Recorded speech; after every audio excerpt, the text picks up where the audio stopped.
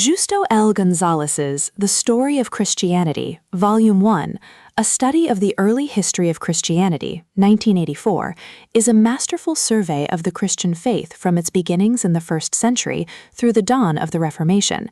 González, a distinguished historian and theologian, presents a narrative that is both scholarly and accessible, tracing the development of doctrine, institutions, and culture. His central thesis is clear. Christianity's early centuries were marked by struggle, adaptation, and transformation, laying the foundation for a global faith. González's narrative style is clear, engaging, and deeply informed. He blends theological analysis with historical storytelling, creating a tone that is both academic and approachable. The atmosphere of the book is reverent yet critical, inviting readers to see Christianity as a dynamic movement shaped by diverse contexts. The first major theme of the book is the apostolic age. González explores the life of the early church, its missionary expansion, and the challenges of persecution. From here, he introduces the rise of doctrine. He explains how debates over Christology, the Trinity, and Scripture shaped orthodoxy and heresy. Another cornerstone of the narrative is church and empire.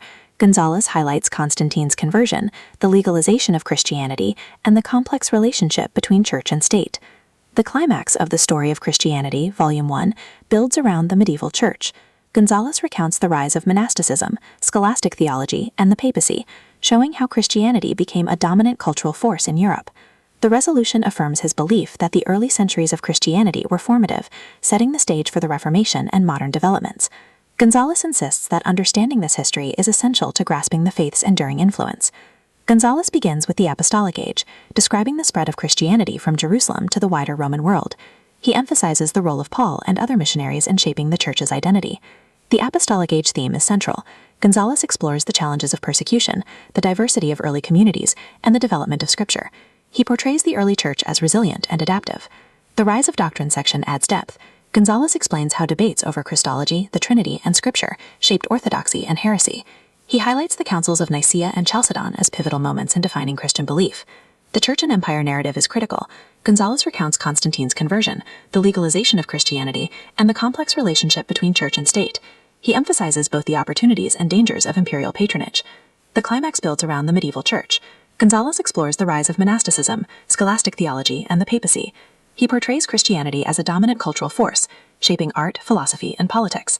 The resolution affirms his belief that the early centuries of Christianity were formative, setting the stage for the Reformation and modern developments. González insists that understanding this history is essential to grasping the faith's enduring influence. He closes with the reminder that Christianity's story is one of both continuity and change.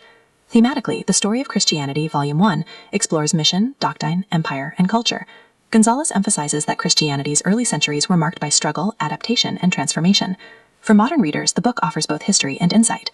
It confronts the complexities of doctrine and politics while celebrating the resilience of faith. González's message is clear. Christianity's early history is the foundation of its global presence today. At its core, the Story of Christianity, Volume 1, is about the making of a global faith.